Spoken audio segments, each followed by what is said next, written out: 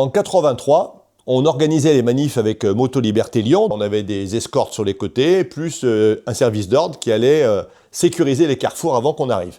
Et derrière, plusieurs centaines, voire parfois plusieurs milliers de motards. Oh, c'était jubilant. Ce jour-là, je m'étais fait prêter une moto par un concessionnaire. C'était souvent le cas. Je prenais une bécane, ça lui faisait de la com en même temps. Il m'avait prêté une 1100 Kawa, magnifique, avec une peinture personnalisée. La veille, j'étais parti avec mon frère faire une petite balade avec cette moto. Et en rentrant le soir, pour pas faire de bruit, j'ai coupé le contact. Et la moto, donc évidemment, le moteur s'est éteint. Sauf que là, au bout de l'allée, il fallait tourner à gauche pour rentrer dans le garage. Mais en coupant le contact, j'avais mis le Neyman. J'ai jamais pu tourner.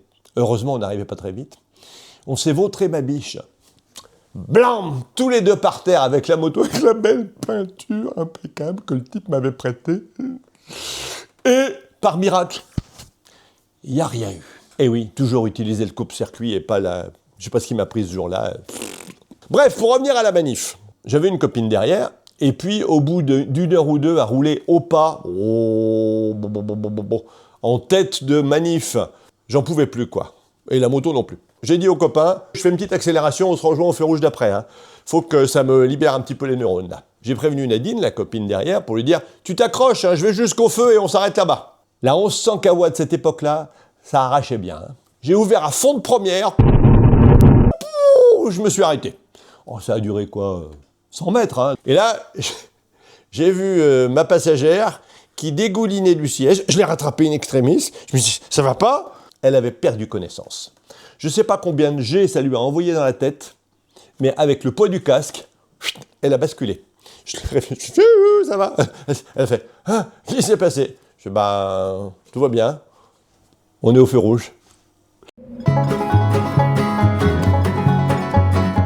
Je suis arrivé dans une auto-école, on était 4 ou 5. Le moniteur, qui était aussi en moto d'ailleurs, nous évalue et dit bah, puisque toi t'as roulé pas mal en 125, tu vas prendre la 400 fours et puis tu te mettras derrière, tu fermeras la marche. Gryffondor! Et je monte sur la 400 fours. Je l'ai trouvée super lourde en fait. Bah oui, par rapport à une 125, même si maintenant ça fait rire un peu, mais. Et je me suis dit, on va partir tranquillou, c'est un moniteur d'auto-école quand même. Pas du tout. Non. Il fallait arsouiller derrière pour le suivre. Alors, passer les premières minutes d'adaptation fonctionnelle, comme on dit, bon, on s'arrête dans un patelin, et il dit, ça va derrière? Ça va, oui. Il dit, voilà, je vous explique comment vous roulez, parce que c'est comme ça que vous roulerez après. D'accord, ok. Faites attention dans les patelins, mais en dehors, si vous avez la visibilité, vous pouvez y aller. Et on est monté au col des Écharmeaux. Beaucoup de Lyonnais connaissent, c'est un endroit super beau. Très sinueux, avec des grandes courbes. Plus de 150, 160. Moi, j'avais un casque intégral GPA qui était souple sur le devant. Ça me rentrait dans le museau, comme ça. À partir de 140, je suis tiré. On est arrivé jusqu'au col. Il nous a dit, voilà, maintenant on rentre par l'autoroute. Je dis, non, pas l'autoroute quand même. Et on a tiré sur l'autoroute. On est arrivé à l'auto-école. On était tous entre blanc, gris et verdâtre. Mais alors... Quelle balade pour une initiation au permis moto. C'est sûr que quand on raconte ça maintenant, l'avantage c'est qu'on était avec un moniteur en moto et pas un type en voiture avec sa petite radio qui dit « Tournez à droite ». Tenez la ligne. Restez avec moi. J'avais un pote qui avait une 900 bol d'or. Et à Lyon, un jour, il démarre au feu rouge. Au même moment, il y a une mamie qui traverse. Il l'a télescopé. Pas très vite. Heureusement, tout s'est bien fini. J'étais juste derrière et j'ai assisté à la scène. La mamie, elle était accrochée au carénage comme ça. Et le temps qu'il se rende compte, il a bien parcouru quelques dizaines de mètres. Avant de s'arrêter, elle s'est retrouvée assise par terre. On est tous descendus pour voir si elle avait rien. Elle n'avait pas eu vraiment de choc en fait. Elle s'était retrouvée agrippée à la moto et embarquée dans l'élan. Enfin, il avait quand même l'accélération du 900 bol d'or. Ah ben, c'est sûr qu'elle aura des choses à raconter à ses petits-enfants. L'âge d'or de Mémé.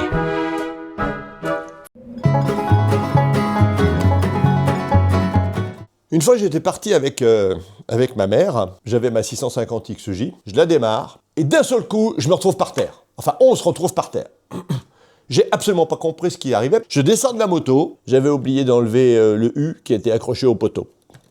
C'est simple, on a fait le tour du poteau. Bon, heureusement, on s'est pas fait mal, mais il fallait voir la tête de ma mère qui fait « Mais qu'est-ce qui est arrivé ?» Je fais « Non, c'est l'antivol. » Il sert à ça en fait. Il fallait le tester en live. Mais quel gogol quand même. Je me suis fait eu. J'avais un ami qui avait une 400 Honda Four, on roulait souvent ensemble. Son pot, il commençait vraiment à donner des signes de faiblesse. Lors du retour d'une balade, il était devant. J'ai entendu un bruit un peu bizarre, enfin plus que d'habitude, parce qu'il y avait quand même du bruit bizarre tout le temps. Hein. Ça a fait comme une sorte de détonation. J'ai vu une flamme sortir de son pot d'échappement. Une fraction de seconde après, j'ai senti quelque chose qui passait à côté de mon casque. Puh! On s'est arrêté pour regarder, parce qu'il faisait un bruit de Formule 1. Et là, on s'est aperçu que ce qui était passé à quelques centimètres de ma tête, ben, c'était la chicane de son pot d'échappement. Il avait un 4 en 1. Elle m'avait frôlé façon missile. Je vous dis pas s'il y avait eu une bagnole derrière, ça aurait fini dans le pare-brise. On chicane, hein. C'est vraiment pas tôt. La première fois que j'ai voulu conduire une 125, à l'époque il n'y avait pas de formation pratique, il fallait se débrouiller tout seul, j'en avais loué une dans un magasin à Lyon. J'arrive le vendredi soir avec mes parents qui m'amènent en voiture, le type sort la 125 DTMX, il la met sur le trottoir, je monte dessus, je demande à mon père, tu sais comment ça... Il me dit non mais tu vas te débrouiller, et hop il s'en va avec ma mère. Et donc je la démarre, je commence à faire des essais, je cale, je recommence, je calme, comment ça marche cette histoire. Et là le type, il me dit, est-ce que vous pourriez ne pas vous mettre dans l'axe de ma vitrine s'il vous plaît? Et il est parti. J'ai passé l'heure suivante à rentrer chez moi, en première, au milieu des bagnoles. Remarquez, c'est comme ça qu'on apprend, hein. Un de mes amis de l'époque était encore au lycée. Bah oui, il avait 17 ans, moi j'en avais 19. Et un jour, je vais le voir et il me présente une de ses copines qui me dit « Bah tiens, je ferais bien un petit tour de moto ». J'avais la 550 GSE de mon pote Bruno. Le patron s'appelle Bruno. Équipé avec le pimpon. Et je lui dis « Bah si tu veux, on fait le tour du quartier. » Pas de pot, on tombe sur les flics. Je devais être en train de faire quelque chose qui ne devait pas se faire. Hein. Et ils me partent au cul. J'arrive à l'Esmé de petite rue en petite rue, avec le pimpon, hop, et je rentre, et on se planque dans le lycée, et on les voit passer. Et là, la copine, elle me dit, c'est tout le temps comme ça, les balades? Et là, le pote Fred qui était là, il lui dit, souvent. Ah, c'était une autre époque, hein. Ah bon, ça va, ça suffit.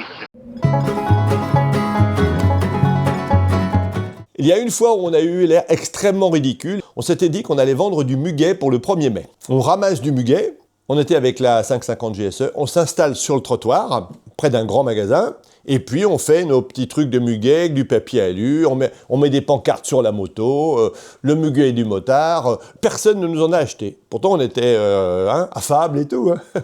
Tout à coup, un inconnu vous offre des fleurs. Bah, au bout d'un moment, on est parti dépité. En enlevant les pancartes, on s'est aperçu que on n'avait pas marqué muguet, on avait marqué muget. La moto était bardée de petites étiquettes marquées « Le muget du motard, le meilleur muget, le muget du 1er mai ». Je pense que les gens ont dû nous prendre pour des analphabètes et que ils ont mis leur argent ailleurs. Faut dire que il était un peu pourri notre muget, hein. Enfin notre muguet. Les brins tiendront au mieux une semaine.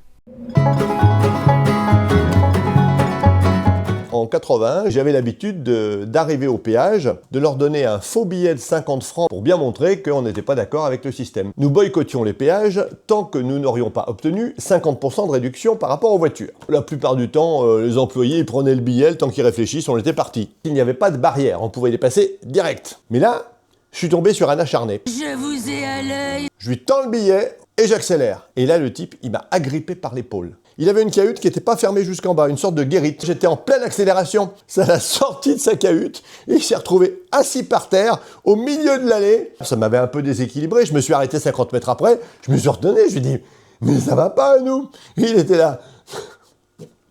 Je sais plus ce qu'il a crié, mais il n'était pas content. Hein. Mais on s'accroche pas aux gens comme ça. C'est super dangereux, enfin.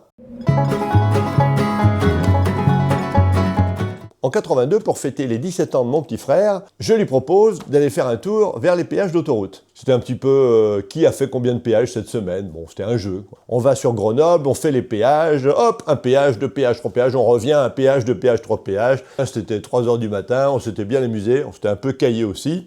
Enfin bon, joyeux anniversaire. La rue à côté de la maison de mes parents, où j'habitais, il y avait l'hôtel des CRS. Qu'est-ce que je fais? Un petit coup de pimpon. Voilà quand on peut s'amuser. On tourne et on arrive chez nous. Et au moment où on rentre dans notre allée, qu'est-ce que je vois arriver derrière?